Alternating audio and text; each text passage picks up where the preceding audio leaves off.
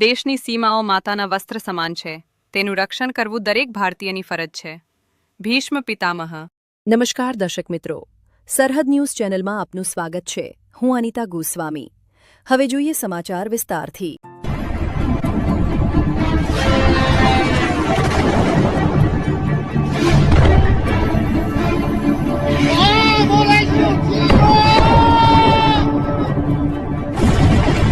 Israel में हमलों से उड़ गई है नेतन्याहू की नींद.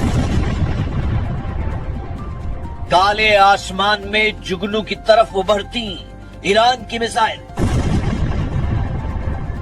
और फिर कुछ सेकंड बाद ब्लास्ट. खाड़ी भी धुआं धुआं. दिन में नीले खुले आसमान को स्याह कर रहे हैं ईरान के मिसाइल धमाके. सैकड़ों किलोमीटर दूर से खाड़ी की फिजा में जहर घुलता देखा जा सकता है. तेल के कुएं जल रहे हैं. लगातार हमले हो रहे हैं. इजराइल से लेकर कतर और बहरीन तक एक एक अड्डे को बचाने के लिए जूझ रहा है अमेरिका. इन हमलों को देखकर डोनाल्ड ट्रंप ने डिमांड कर दी है, कोरिया से लाओ थाड, बचाओ इजराइल, बचा लो अरब वर्ल्ड, क्योंकि खत्म हुए जा रहे हैं ईरान की मिसाइल रोकने वाले इंटरसेप्टर. रिपोर्ट है कि अमेरिका का थर्ड मिसाइल वाला स्टॉक करीब करीब खत्म हो चुका है. पैट्रियट का स्टॉक खत्म होने जा रहा है. ऐसे में अमेरिका क्या करेगा? इजराइल कैसे बचेगा? ये वीडियो देखकर ट्रंप ने पैनिक बटन दबा दिया है. युद्ध लंबा चलने की बात हो रही है. क्या ऐसी जंग के लिए अमेरिका और इजराइल तैयार है? क्या ईरान में सेना उतारने की नौबत आने वाली है? क्या मिसाइल की जंग के बाद ईरान को हराने के लिए ट्रंप करने वाले हैं सबसे बड़ा फैसला? क्योंकि हालत बहुत खराब है.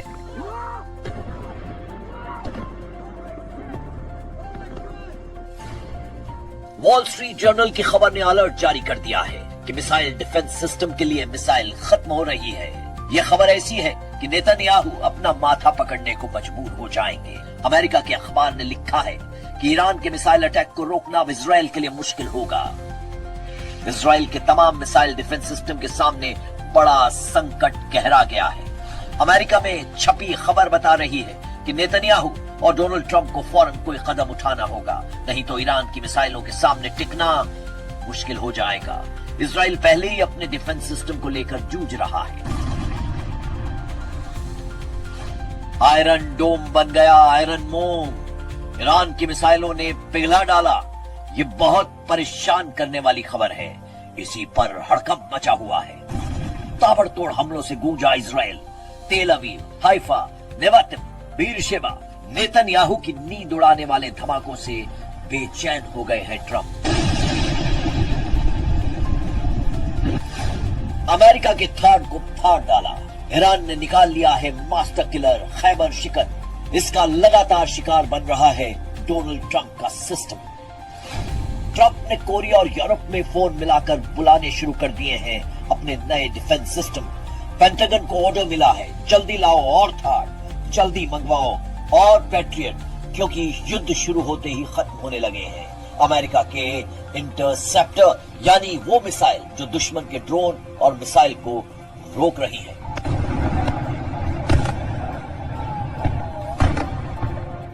Our objectives are clear. First, we're destroying Iran's missile capabilities, and you see that happening on an hourly basis, and their capacity to produce brand new ones, and pretty good ones they make. Second, we're annihilating their navy. We've knocked out already 10 ships.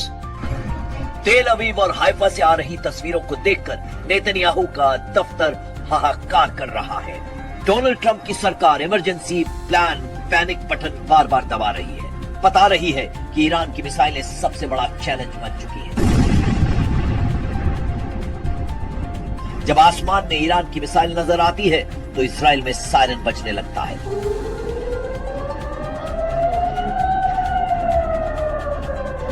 लोग पहुंच जाते हैं bunker में और Netanyahu phone करते हैं commanders को. Israel और अमेरिका दोनों का फोकस है ईरान की मिसाइल गोदाम। Our focus is on the destruction of their ballistic missile launchers, their ballistic missile stockpiles, and their ballistic missile manufacturing capability, as well as their one-way attract drones and their navy, because of the threat it poses to global shipping. युद्ध के लिए पहले 100 घंटों के अंदर ही Trump को लगा है बड़ा झटका। ऐसे हालात इसलिए पैदा हुए क्योंकि लीडरशिप खत्म होने के बावजूद ईरान ने इजराइल पर लगातार मिसाइलों की बौछार जारी रखी है। ईरान दिन में पिटता है लेकिन रात में पूरी तरह पीट देता है। इजराइल के हमले और ईरान के पलटवार का टाइम टेबल सेट है। दिन में इजराइल दहलाता है, तेहरान में कारपेट बॉम्बिंग करता है। रात में ईरान लेता है बदला, चुन चुन कर तबाह करता है नेतन्याहू के मिलिट्री अड्डे।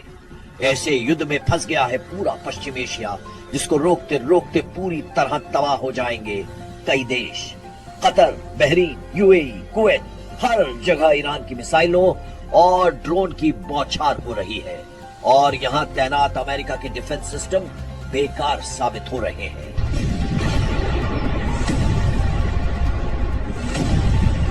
ईरान के खिलाफ अमेरिका और इजराइल का युद्ध 24 घंटे में पूरी तरह पलट चुका है।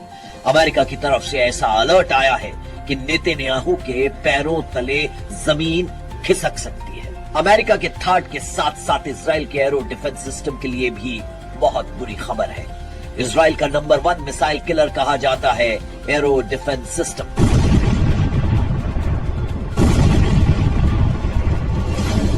एरो इजराइल का अपना मिसाइल डिफेंस सिस्टम है।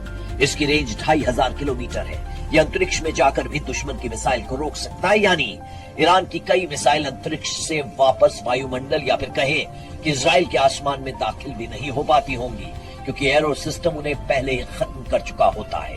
इसी वजह से एरो को इजराइल का प्रीमियम मिसाइल डिफेंस कहा जाता है। लेकिन बेत शेमेश, तेल अवीव और बीरशेबा में हुए हमले बता रहे हैं ये एरो फेल हो रहा है।